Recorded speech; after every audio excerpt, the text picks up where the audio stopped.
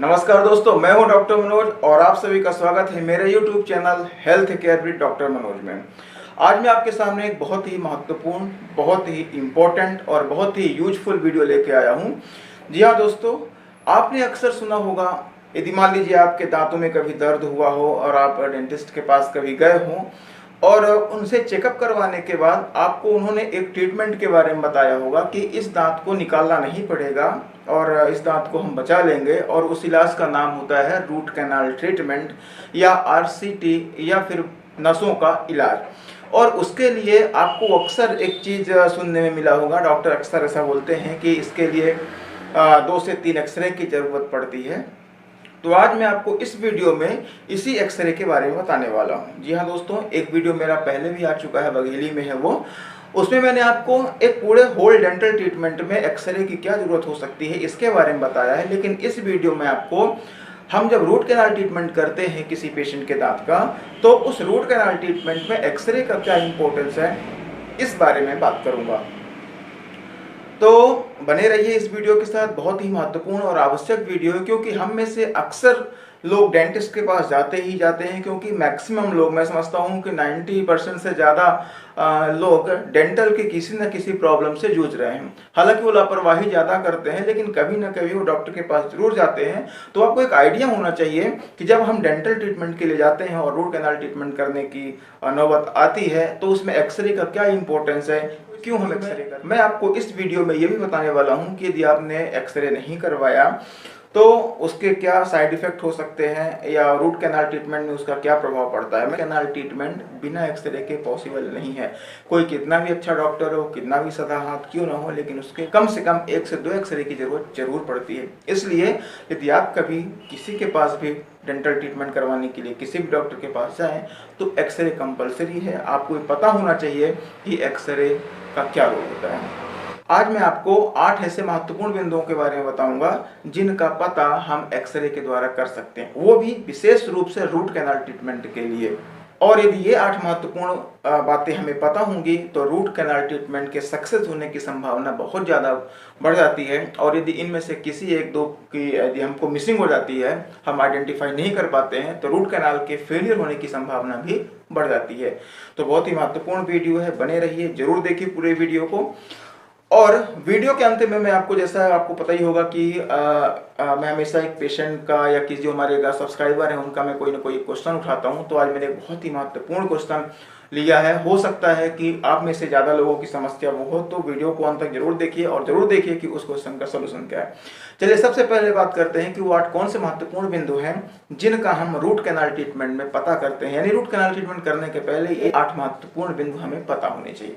तो सबसे पहला है, एक्सरे करने से हमें टूथ की मॉर्फोलॉजी का पता चल जाता है। जी हाँ दोस्तों, मान लीजिए कि टूथ कैसा है। ओरल कैविटीज में जब हम किसी पेशेंट को देखते हैं, चेक करते हैं, तो बाहर से हमको केवल क्राउन दिखता है, लेकिन उसके रूट कैसी है इस चीज़ का पता हमें नहीं चल पाता, क्योंकि रूट अंदर रहती है और विजिबल नहीं होती है।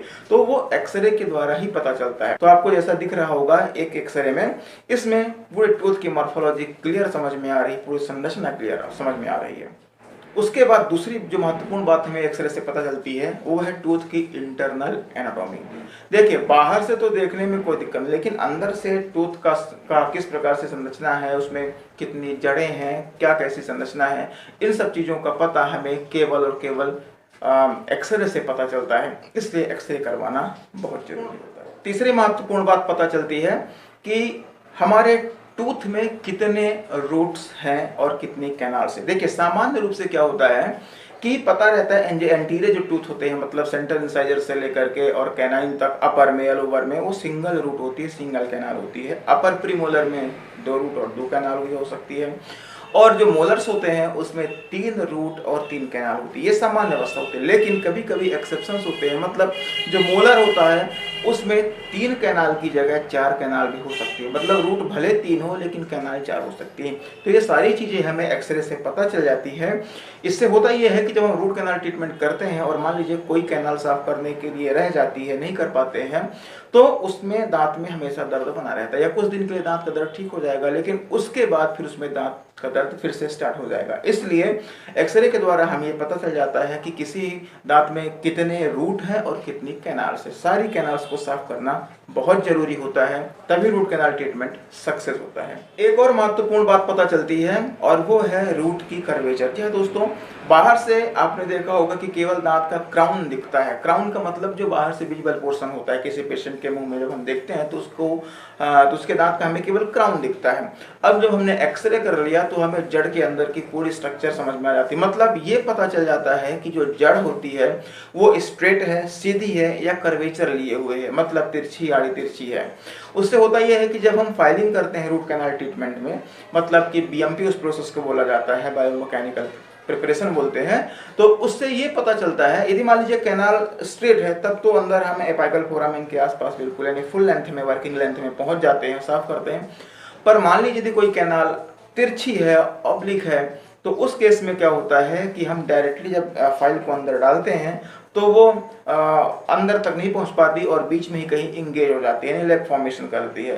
तो इससे हमें ट्रीटमेंट में काफ़ी सरलता मिलती है क्योंकि हमें रूट कैनाल का कर्वेचर पता चल जाता है।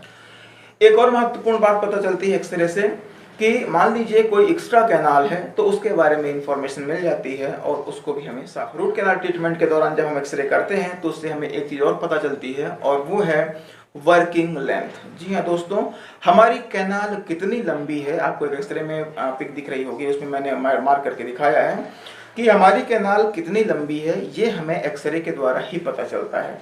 देखिए, यदि आप सामान्य रूप से दांत को देखेंगे बाहर से तो कई बार ऐसा होता है कि दांत का जो क्राउन होता है वो छोटा होता है लेकिन उसकी जड़ लंबी होती है। कई बार ऐसा भी होता है कि दांत का क्राउन काफ़ी बड़ा होता है और उसके अनुपात में जो जड़ होती है उसकी लंबाई काफ़ी कम होती है। तो देख करके हम ये आइडिया नहीं लगा पाते कि इसकी लेंथ कितनी है। इस केस में क्या करते हैं अपन, रूट कैनाल इस केस में हम दांत के एक एक्सरे करते हैं और उस एक्सरे के माध्यम से हम रूट की वर्किंग लेंथ यानी कितनी लंबाई की ये पता कर लेते हैं, क्योंकि हमको फुल वर्किंग लेंथ में सफाई करनी होती है। तो इसलिए रूट की लंबाई भी एक्सरे के द्वारा पता चल जाती है। एक महत्वपूर्ण बात और पता चलती है और वो है पल्प चैम्बर की पोजीशन क्या है। पल्प चैम्बर ऑक्लूजल सरफेस से कितने डीपेस्ट पोर्शन में स्थित है, उसकी साइज क्या है, ये सारी चीजें हमें टूथ के एक्सरे के द्वारा पता चल जाती है। दोस्तों, पल्प चैम्बर में पल्प भरा होता है और हम जानते हैं कि पल्प हमारे दांतों का जिंदा भाग होता है। इसी में नर्व सप्लाई होती है और इसी में ब्लड सप्लाई रहती है। और वास्तव में जब हम रूट कैनाल ट्रीटमेंट करते हैं तो pulp chamber as well as root से पूरे के पूरे पल्प को हमको बाहर निकालना होता है। ये थोड़ा सा भी पल्प का कोई पोर्शन रह जाता है, इन्फेक्टेड एरिया बच जाती है, तो रूट कैनाल के जो ट्रीटमेंट हम करते हैं उसके फेलियर होने की संभावना काफ़ी ज़्यादा बढ़ जाती है। इसलिए हमें एक्सरे के द्वारा ये कंफर्म कर लेना चाहिए कि पल्प चैम्बर कहाँ तक, उसकी पोजीशन क्या है और पल्प कहाँ तक भरा हुआ है। सतवीं महत्वपूर्ण बात पता चलती है एपाइकल फोरामेन के बारे में। जी हाँ दोस्तों, रूट के अंतिम सिरे पर एक होल होता है बहुत बारीक सा, उसे हम एपाइकल फोरामेन कहते हैं। वास्तव में इसी एपाइकल फोरामेन के माध्यम से जो नर्व सप्लाई होती है, ब्लड सप्लाई होती है, वो दांतों तक आती है।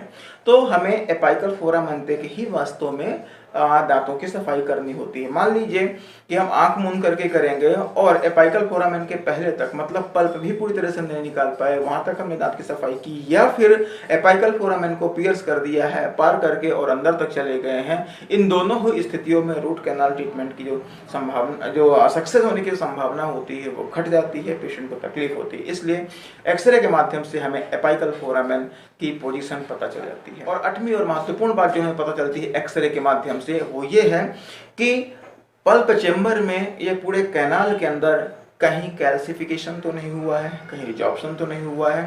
कैल्सिफिकेशन में क्या होता है कि कैल्शियम कार्बोनेट के कुछ क्रिस्टल्स, ये ज़्यादातर ओल्ड एज में होता है, वहाँ पे डिपॉजिट हो जाते हैं।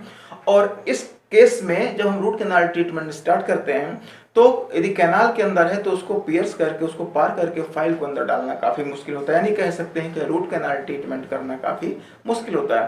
तो यदि ऐसे कोई नौबत आती है और हमने ट्राई कर लिया 1-2 बार 4 बार, यदि वो फाइल अंदर नहीं जा पा रही तो फिर ऐसे केसेस में बेटर यही है कि दांत को निकलवा देना चाहिए, क्योंकि रूट कैनाल उसका सक्सेस नहीं हो पाएगा। इससे अच्छा ये है कि दांत को हम निकलवा दें। तो दोस्तों, ये महत्वपूर्ण 8 ऐसे बिंदु थे जिनका पता हमें रूट कैनाल ट्रीटमेंट करने के पहले होना आवश्यक है, क्योंकि इन्हीं बिंदुओं के आधार पर हमारे रूट कैनाल ट्रीटमेंट का सक्सेस रेट डिपेंड करता है। यदि सारी चीज़ें ये पॉजिटिव हैं, कंफर्म है, तो हमारे रूट कैनाल ट्रीटमेंट का जो सक्सेस रेट है काफ़ी बढ़ जाता है। यदि कोई एक भी चीज़ मिस हो जाती है तो वहीं पर रूट कैनाल के सक्सेस होने की संभावना भी काफ़ी कम हो जाती है। अब जैसा कि पता ही होगा कि वीडियो के अंत में मैं हमेशा एक क्वेश्चन या 2 क्वेश्चन लेता हूं, तो आज का क्वेश्चन बहुत ही इंपॉर्टेंट है, बहुत ही महत्वपूर्ण है, जैसा कि मैंने आपको वीडियो के स्टार्टिंग में ही बता दिया था। इस क्वेश्चन को मुझसे रोशनी वी जी ने पूछा है और इनका ये क्वेश्चन मुझे बहुत अच्छा लगा, बहुत ही इंपॉर्टेंट है, आपको जानना जरूरी है इसके बारे में। तो इनका क्वेश्चन कुछ ऐसा है कि इनको ऑर्थोडोंटिक ट्रीटमेंट करवाना है क्योंकि इन्हें ओवरजेट और ओवर क्राउडिंग की समस्या है। तो ऐसे केस में इनके डॉक्टर ने इन्हें दांत को निकलवाने की सलाह दी। 4 दांत उन्होंने बोला है कि निकलवा दीजिए। तो उनका ये कहना है कि दांत निकलवाने की ज़रूरत है क्या, या दांत निकलवाने से भी कोई समस्या तो नहीं होगी। तो देखिए रोशनी जी, सबसे पहले तो आपको बहुत बहुत धन्यवाद, आपने मुझसे क्वेश्चन पूछा। अब मैं आपको एक चीज़, यदि एक शब्द में बोलूँ तो कोई टेंशन नहीं लेना है आपको, आप दांत निकलवा सकते हैं। अब इसको थोड़ा सा मैं आपको ब्रीफली समझाता हूँ, डिटेल में समझाता हूँ। देखिए, ओवरजेट और ओवर क्राउडिंग दोनों अलग अलग अवस्थाएं होती हैं। ओवरजेट का मतलब होता है कि ऊपर का दांत नीचे के दांत की तुलना में काफी आगे आ जाए। मतलब यदि ऐसे मैं बात करूं, यदि ऊपर का दांत है और ये नीचे का दांत है, तो आप देखिए ऐसा, आपको एक पिक भी दिख रही होगी ऊपर, देखिए। या फिर नीचे वाला दांत यानी मैंडिबल का जो दांत होता है, जो एंटीरियर टीथ होते हैं, वो आगे आ जाए और अपर जो टूथ होते हैं वो पीछे रह जाएं। ये अवस्था होती है ओवरजेट। और ओवर क्राउडिंग का मतलब होता है कि दांतों की सामान्य संख्या से ज्यादा ओरल कैविटी में उपस्थित होना। दोनों ही स्थितियों में हम ऑर्थोडोंटिक ट्रीटमेंट लेते हैं। अब देखिए, कभी कभी क्या होता है कि किसी को दोनों स्थितियां एक साथ भी हो सकती हैं और इसी के कारण ये समस्या उत्पन्न होती है। आपके केस में हो सकता है कि दोनों स्थितियां हैं। होता क्या है कि जब ओवर क्राउडिंग हो जाती है या इस प्रकार की समस्या होती है, तो जब हम ऑर्थोडोंटिक ट्रीटमेंट करवाते हैं तो आपको पता होगा कि इसमें हम वायर्स लगाते हैं पेशेंट के मुंह में ऊपर और नीचे, और ये लगभग साल से 1.5 साल तक ट्रीटमेंट चलता है। हर महीने पेशेंट को आकर के उन वायर को टाइट कराना पड़ता है। वास्तव में इस ट्रीटमेंट में हम क्या करते हैं कि दांतों को फोर्सफुली, मतलब उसमें ताकत लगा करके उनको उनकी प्रॉपर पोजीशन में लाते हैं। अब मान लीजिए कि आपके ओरल कैविटी में आपकी जो जा होते हैं अपर और लोअर दोनों में स्पेस ही नहीं है, तो जब स्पेस नहीं होगा तो दांत पीछे कैसे आएंगे, अपनी प्रॉपर पोजीशन में कैसे आएंगे। उस स्थिति में क्या किया जाता है कि दांतों को निकाला जाता है। सामान्य रूप से प्रीमोलर को निकाला जाता है, अपर को भी निकाल सकते हैं, लोअर को, जहां जैसी जरूरत होती है, ट्रीटमेंट की रिक्वायरमेंट होती है, उस हिसाब से दांत को निकाला जाता है। तो आपके केस में जैसा आपने मुझे बताया कि 4 दांतों को निकालने के लिए बोला गया है, तो मुझे लगता है कि प्रीमोलर ही निकालते हैं सामान्य रूप से। तो ऊपर के दोनों प्रीमोलर और नीचे के दोनों प्रीमोलर निकाल देते हैं, तो वहां पे काफी स्पेस बन जाता है। और उसी स्पेस में फिर क्या करते हैं, जो आगे के दांत होते हैं उनको हम पीछे की तरफ ले आते हैं, तो वो एडजस्ट हो जाता है। इसलिए आपको टेंशन लेने की जरूरत नहीं है। यदि आपके डॉक्टर ने बोला है तो आप बिल्कुल एक्सट्रैक्शन करवा सकती हैं। पर मैं आपको एक सलाह ये देना चाहूँगा कि आप जो ट्रीटमेंट है वो किसी एमडीएस से ही जरूर करवाएं, वो भी जो ऑर्थोडोंटिक्स हो। जी हाँ दोस्तों, क्योंकि ये स्पेशलिटी होती है। एक सामान्य बीडीएस की तुलना में एमडीएस ऑर्थो से ट्रीटमेंट आप करवाएंगे तो वो ज़्यादा बेनिफिशियल होगा, आपको ज़्यादा बेहतर तरीके से उसके रिजल्ट समझ में आएंगे। आशा करता हूँ कि आप मेरे आंसर से संतुष्ट होंगी।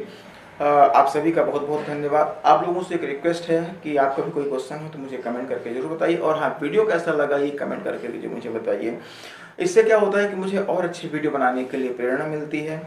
और यदि आप चैनल में पहली बार आए हैं तो प्लीज़ चैनल को सब्सक्राइब जरूर कर लें, क्योंकि मेरे चैनल में आपको केवल और केवल ओरल हेल्थ और जनरल हेल्थ से रिलेटेड सभी महत्वपूर्ण इन्फॉर्मेशन मिलती है। इसके अलावा समय समय पर कोई साइंस की नई डिस्कवरी होती है, इसके बारे में भी आपको वीडियो लाता रहता हूँ। बहुत जल्दी मिलता हूँ मैं अपने अगले वीडियो में। तब तक के लिए सभी स्वस्थ रहें, सब निरोगी रहें। जय हिंद, जय भारत।